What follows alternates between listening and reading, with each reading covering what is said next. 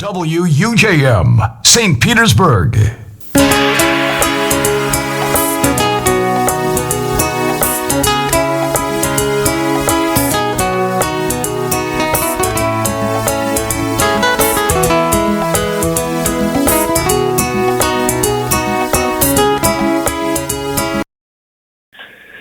So if we have the patience and the courage to do some of this stuff, and we're going to be in good shape.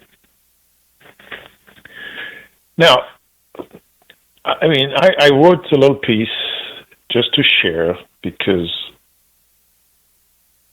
I still don't understand how come we are in this situation, okay? And what I did is, I couldn't help it doing that.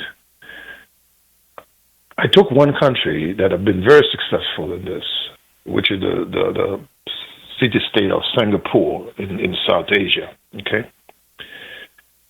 Since the beginning of this disease, 73 days counting, when everybody was informed and everybody know that this virus is going to be a major problem and a killer. This started right away, okay? So from January 23rd to April 6th, this is their numbers. This is a country of 6 million people about.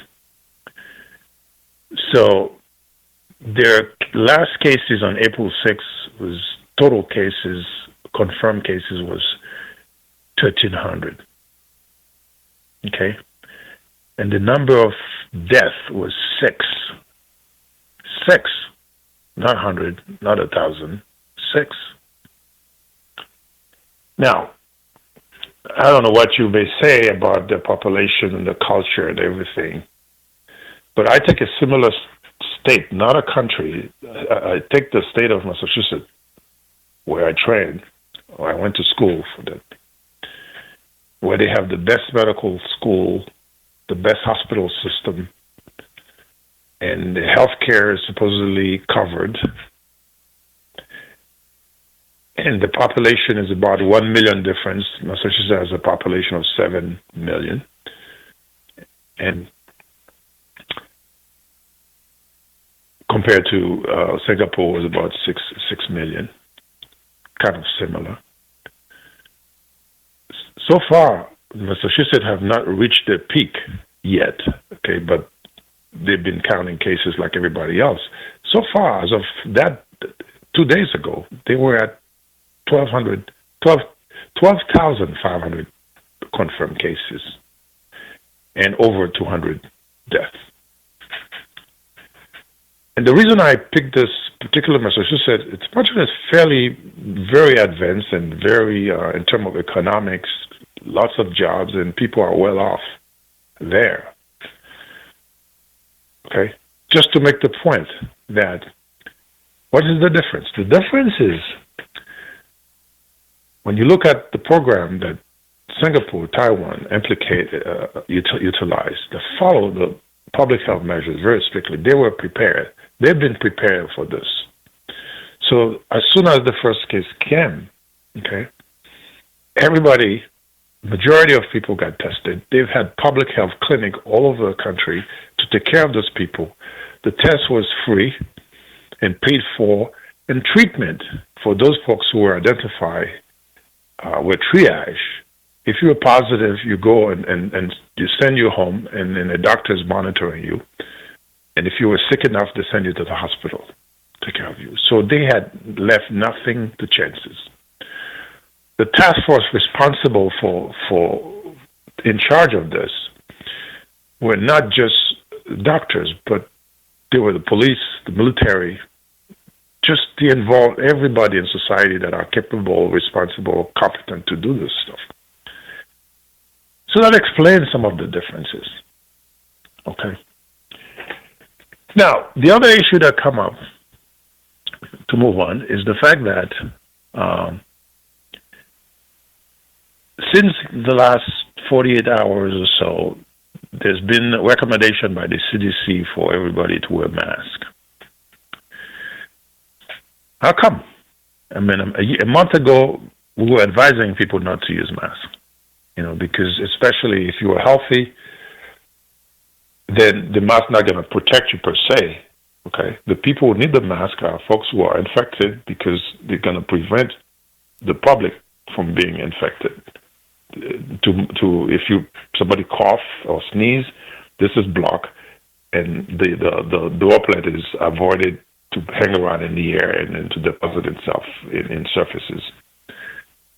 Now, what happened is there's been a report not too long ago by the CDC, Morbidity and Mortality Weekly Report, that actually analyzed some data from the experience in Singapore between January 23rd and March 16. And they were able to identify a cluster of patients where they determined that pre-symptomatic transmission was very possible. In other words, before the patient actually gets sick, they were already transmitting the virus. Okay, but the patient obviously didn't know that because they feel well. And those folks, if they cough in front of you, if you're close to them and they cough in front of you, they don't have the mask, then you're gonna get infected. Okay, so why not everybody use a mask, just in case you have the virus, but you are not actually sick. So that's one fact. The other fact is the fact that other studies actually looked at just people actually never get sick. 25% of people with coronavirus never get sick at all. Okay? And those people, in the meantime, they go to the disease, asymptomatic, but all they're doing is actually spreading the infection. It's coughing and sneezing and touching. So, you may not necessarily be clinically sick, but the virus is in there. When you sneeze and you cough, the droplets are there. You could be coughing for other reasons, for allergies or for other things. But when that sputum come out, it's loaded with the coronavirus, and there's the spread. There's your spread. Okay. So all this is new. So yes, now when you go out there, wear a mask. Okay, I know there's concern about the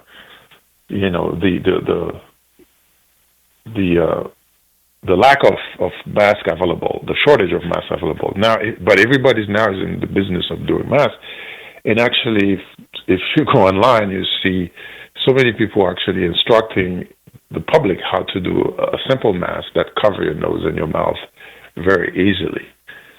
So to be on the safe side, really, not only for you but for society, for your community, just wear the mask, and it's definitely legitimate. And lastly, what else has changed? Well, essentially, the virus continued to grow, and every state now is involved. In our own backyard here in Florida, I mean, yesterday by itself, there was 700 new cases identified, 709. Now, Florida has a total of 15,000 cases, okay? And what's striking is that every day, even though Florida is not one of those states where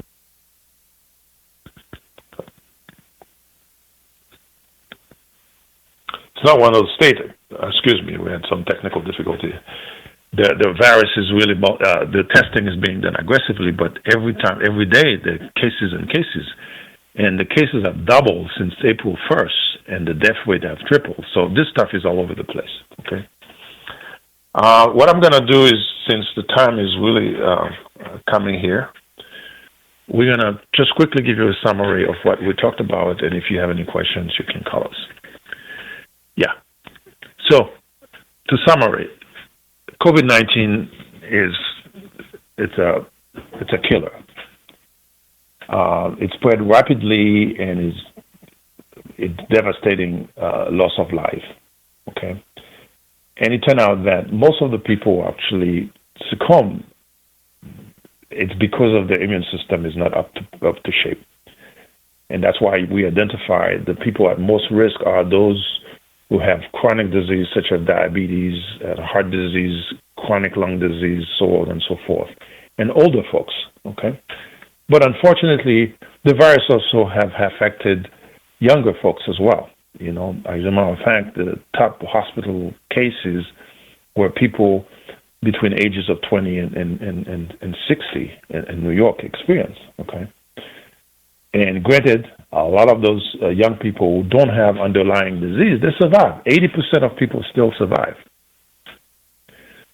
But if you have any immune problem and you're getting older, just you're at risk and really be careful. Prevention is still the best way.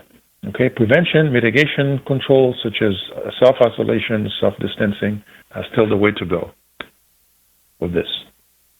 Fundamentally, it is our natural immune system that actually can prevent us from, number one, getting infected by the virus. Number two, if we get infected, not end up in the hospital and survive. Okay. And the mitigation measures are working, and we have countries to actually to learn from. Okay. And if you're sick, you want to take those pills, hey, that's your decision. All right. But if there's a chance for you to survive, and you're not in those high-risk categories, you may have a chance to survive. Don't go indiscriminately and take medication that may hurt you. Okay. So, finally, I wish you all the best out there. I wish you well. I wish your family well. And you can survive this by staying home and follow those measures. And we're all looking forward to that day when we all can go out there and meet again and talk again and getting our freedom back. So I'm going to stop there, and then hopefully if there's any questions, I'd be glad to answer them. Thank you. This is Cara Festo Radio.